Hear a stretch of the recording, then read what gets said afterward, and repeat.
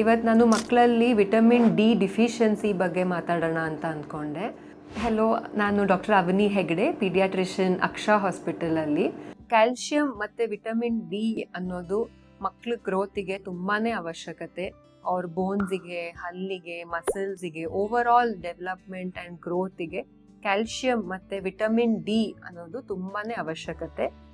So ಇತ್ತೀಚೆಗೆ ಮಕ್ಕಳಿಗೆ vitamin D deficiency ಅನ್ನೋದು ಕಾಮನ್ ಆಗಿದೆ. ಯಾಕಪ್ಪ ಅಂದರೆ ವಿಟಮಿನ್ ಡಿ ಆಗೋದು ನಮ್ಮ ಸ್ಕಿನ್ನಲ್ಲಿ ಸನ್ಲೈಟ್ ಎಕ್ಸ್ಪೋಜರ್ ಬಿದ್ದು ನಮ್ಮ ಸ್ಕಿನ್ನಲ್ಲಿ ವಿಟಮಿನ್ ಡಿ ಫಾರ್ಮ್ ಆಗುತ್ತೆ. ಊಟದಲ್ಲಿ ಅದು ತುಂಬಾ ಕಡಿಮೆ. ಈಗ ಎಗ್ ಯೋಕಲ್ಲಿ ಇಲ್ಲ ಕೆಲವು ವೆರೈಟಿ ಫಿಶಲ್ಲಿ ಮಾತ್ರ ವಿಟಮಿನ್ ಡಿ ಅನ್ನೋದಿದೆ. ಬೇರೆ ಊಟದಲ್ಲಿ ವಿಟಮಿನ್ ಡಿ ಇರಲ್ಲ. ಅದು ನಮ್ಮ ಸ್ಕಿನ್ನಲ್ಲಿ ಸನ್ಲೈಟ್ ಎಕ್ಸ್ಪೋಜರಿಂದಾನೇ ಫಾರ್ಮ್ ಆಗೋದು.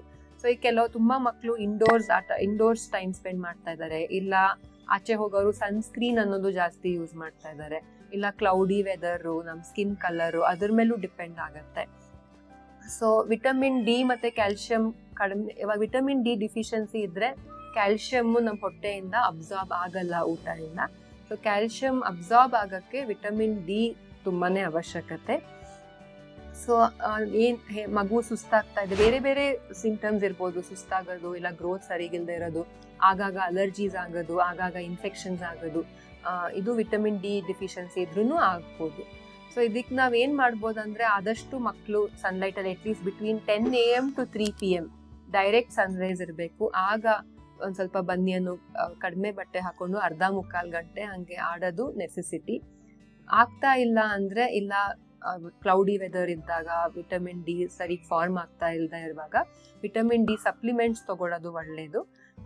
ಅದು ಡೈಲಿ ಸಪ್ಲಿಮೆಂಟ್ಸ್ ಇರುತ್ತೆ. ನಿಮ್ಮ ಪೀಡಿಯಾಟ್ರಿಷನ್ನ ಭೇಟಿಯಾಗಿ ಅದಕ್ಕೆ ಪ್ರಿಸ್ಕ್ರಿಪ್ಷನ್ ತೊಗೋಬೋದು.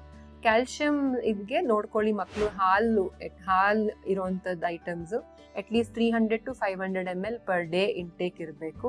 ಆಗ ನಮಗೆ ಕ್ಯಾಲ್ಶಿಯಂ ಸಫಿಷಿಯೆಂಟ್ ಆಗುತ್ತೆ.